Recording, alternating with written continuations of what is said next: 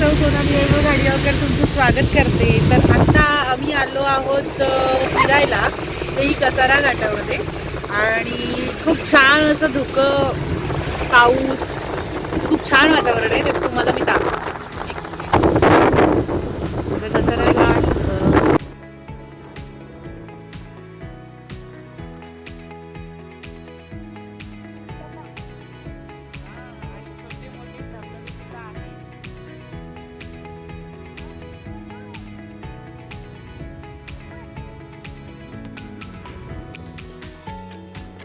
मंडळी, आता नाशिकहून आम्ही मुंबईला चाललो आहोत। तर कसारा घाटात आम्हाला खूप पाऊस, धुकं असं छान सगळं वातावरण पाहायला मिळतं आहे। तर मुंबईहून नाशिकला जाताना आणि नाशिकहून मुंबईला जाताना पूर्वीचा थळघाट म्हणजेच आत्ताचा कसारा घाट आपल्याला पाहायला मिळतो। या घाटाची उंची सुमारे 2000 फूट इतकी आहे आणि पावसाळ्यात कसारा घाट खूप पाहण्यासारखा असतो। पावसाळ्यामध्ये कसारा घाटाचे सौंदर्य एकदम खुलून दिसते, तेव्हा इथे पर्यटकांची गर्दी असते। पावसाळ्यात घाटात खूप पाऊस आणि खूप दाट धुकं असतं आणि या दोघांचा रंगणारा खेळ पाहायला खूप मज्जा येते। त्यात धबधबे तर त्यात सौंदर्यात अजून भर घालतात। त्यात ढगांचा पाठशिवणीचा खेळ पाहायलाही खूप छान वाटतं। आणि आता कसारा घाटात नव्याने अशोका वॉटरफॉल पण सुरू करण्यात आला आहे आणि तोही खूप छान आहे आणि सुरक्षित बांधकाम करून आपल्यासाठी सुरू करण्यात आलेला आहे। आम्हाला थोडं निघायला लेट झाल्यामुळे आम्हाला तिथे व्हिजिट करता आली नाही, पण तो अतिशय सुंदर असा धबधबा आहे। तुम्ही नक्की तिथे व्हिजिट करा।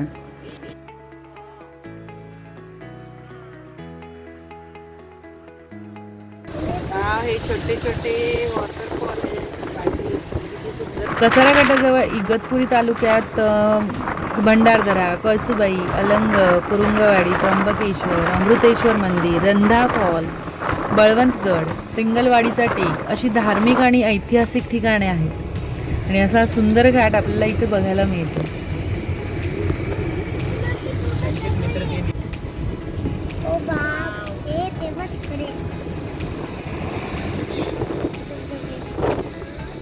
आमच्या घरात सगळेच कलाप्रेमी आणि निसर्गप्रेमी आहेत, त्यामुळे कुकूही आमच्यासारखीच आहे। तिलाही निसर्गाच्या सानिध्यात रमायला खूप आवडतं आणि त्यामुळेच ती ह्या ट्रिपसाठी खूप उत्सुक होती आणि तिने ती पूर्ण ट्रिप न झोपता एन्जॉय केलेली।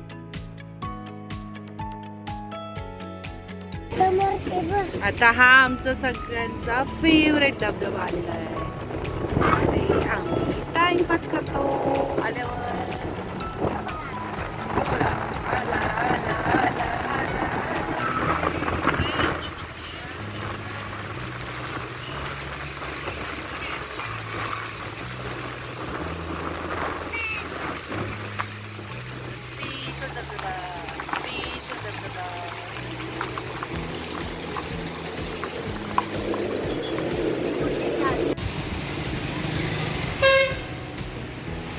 तर मंडळी, आम्ही आता एका धबधब्याला आम्हाला कसारा घाटामध्ये नेहमी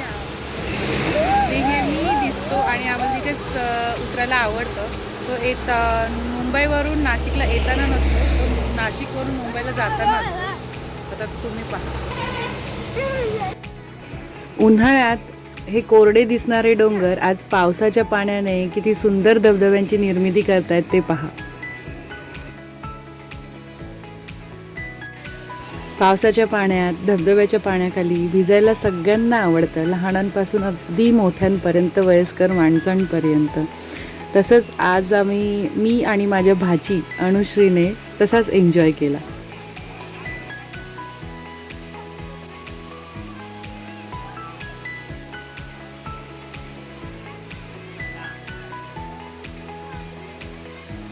नाशिकमध्ये तुम्ही कुठेही फिरायला गेलात तर अशाच प्रकारचे छोटे मोठे धबधबे तुम्हाला पाहायला मिळतात आणि सगळे तिथे खूप एन्जॉय करतात। आणि ही माझी जुनी सवय आहे, कारण मी लग्नाच्या आधीसुद्धा नाशिकमध्ये बऱ्याच ठिकाणी असे धबधबे एन्जॉय केलेले आहेत माझ्या फ्रेंड्ससोबत।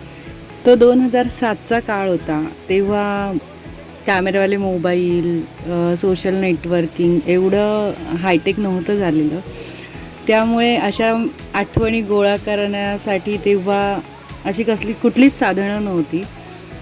पण आम्ही तेव्हा जो एन्जॉय केला तो आत्ता कदाचित थोडा कमी करायला मिळतो, वेळ मिळत नाही, कामं असतात, पण आता आम्ही वेळ काढून इथे आलो आणि आम्ही इथे खूप एन्जॉय केलेलं आहे.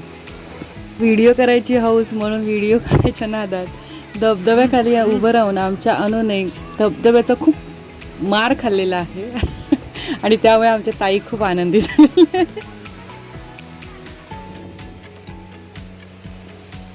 खूप वर्षानंतर मी धबधब्याच्या पाण्याखाली पावसात भिजण्याचा यथेच्छ आनंद लुटलेला आहे.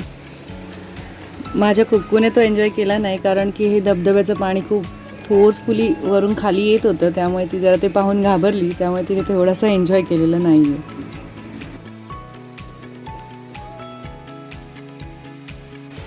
मनाप्रमाणे पावसात भिजायला मिळालं की खरंच मोठ्या माणसांचं सुद्धा लहान मुलं होतं, याचा पुरेपूर अनुभव आम्ही इथे घेतलेला आहे.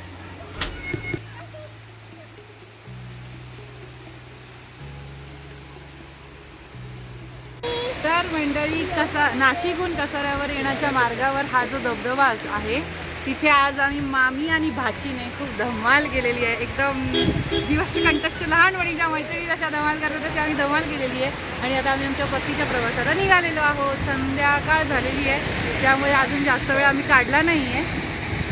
त्यामुळे आता थोड्याशा अशा कटू मनाने आम्हाला जावं लागतं, पण आम्ही पुन्हा एकदा इथे विजिट करू. तुम्ही सुद्धा या धबधब्याला एकदा नक्की विजिट करा. खूप छान एक्सपिरियन्स आहे. थोडंसं सुद्धा आहे फॅमिलीच्या दृष्टीने, आणि आता रोड टच असल्यामुळे तुम्हाला इझिली व्हॅन्स बसेस सुद्धा अवेलेबल होतील या रोडवर, तर तुम्ही येऊ शकता तिथे विजिट करता. छान मस्त पावसात तर खूप धमाल.